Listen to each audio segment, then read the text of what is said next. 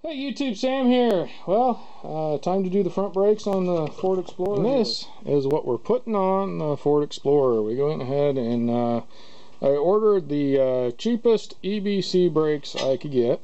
So this is a little bit of a story of you get what you pay for, but I do believe they're still a little better than what originally would come on here, or at least as good, with a coating that is rust resistant is what it says. So hopefully if that keeps the rust down on these, that'll make me very happy.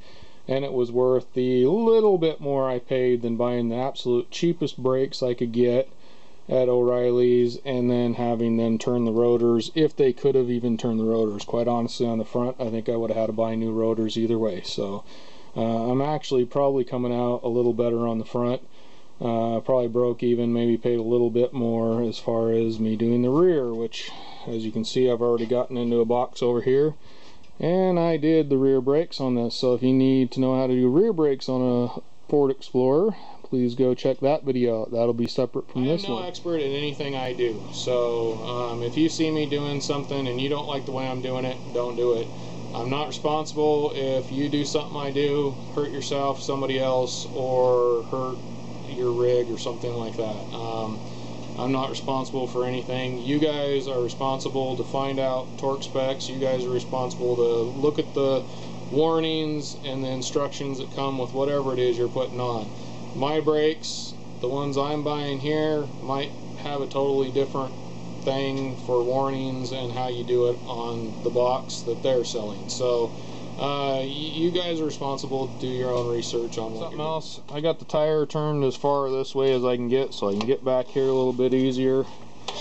We're going to start out. We're actually going to take this part off because they're very short and they are fairly tight, and then they pop and feels like you almost broke them. You should be able to. These things are fairly tight.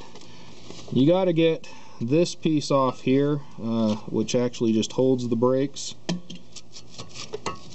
right here. You can leave the brakes in or take the brakes out, however you want to do it. But there's a bolt here and a bolt here, and they're 15 millimeter, and you got to get that off, and it's fairly tight. Okay, so our gloves are nice. Don't bang up your hands. We're going to pull those out and we'll get back at you. Alright, and then this, once you take those bolts out, will allow this to all come free. You can take that off, set it to the side, and then your rotor comes off. Use some just brake clean and a red Scotch-Brite. Get that decently soaked with some brake clean, and I'm going to clean this up really good. Red Scotch-Brite, some brake clean. You can see here where there's machine spots here. I clean those off good. That allows those to come back together good. Also, down here, on here, and also on this side, there is a metal piece that the brake actually kind of slides back and forth on a little bit. It holds it in. So we're going to go ahead and clean that up as well real good. Here, once again, we're going to kind of clean around here a little bit along here. I might even just use my finger or rag, get some of the smudge off. You really don't want, well, so I flip brake fluid. You really don't want to flip brake cleaner, or get a bunch of brake cleaner in here and spray it and hose it all down. And just kind of set it across there. I got it setting up here carefully on here right now. Be very careful I don't end up knocking it off. And then I got a C-clamp and a brake tool kit that's made for this. You can see all this set up here. Now you got a dual piston set up here, and I don't have two of these tools right here, which is made for pushing the pistons back in. You just kind of set them in there. Slowly turn the handles and bring the pistons in. but I do have a C-clip in one of those, so, or C-clamp, so to speak. Yet again, this is where I say if I do anything you don't like, don't do it, and I'm not responsible if you break something. It's a brake caliper saddle, I don't know, it's where the brake caliper hooks to. Here you got a pin here and a pin here, and they just pop out. Now we're going to take that, this brake caliper, brake and caliper grease. I'm going to take that, and these are pretty clean, so I'm not going to bother really wiping off the old stuff. They just don't look bad enough to worry about, and I'm just going to put some of this. Now if it was really gooky in here, I guess is a lack of a better word, you might want to clean them up real good, and then put them back in. Take that greased pin and stuff it right back in. Some of it's going to kind of come out around the edges. I actually pull it out, kind of stuff it back down in there and do that. It's got kind of a almost pressure fit to it, and then you're going to take and just get that dust boot back on there, and see it almost pushes itself back out now. So we're going to do that. The brake actually rides along here. We're going to put just a little bit of that on here. It doesn't take a whole lot on here, because this actually does come in contact with the brake, so I don't want it, you know, coming off and ending up on the brake. So I'm just going to give it a nice light coating across here, and that'll take care of that. And we're just going to go ahead and put a coat around here there than I really need.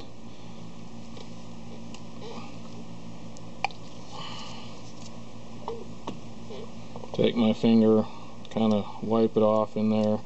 Just want a little bit, don't need a ton in these areas, because this part you really got to be careful. On the other side I actually had a little problem getting some grease right on the caliper, or not on the caliper, but on the rotor, so I had to get that wiped off, and it was kind of a pain, and part of it was because I put too much in this area.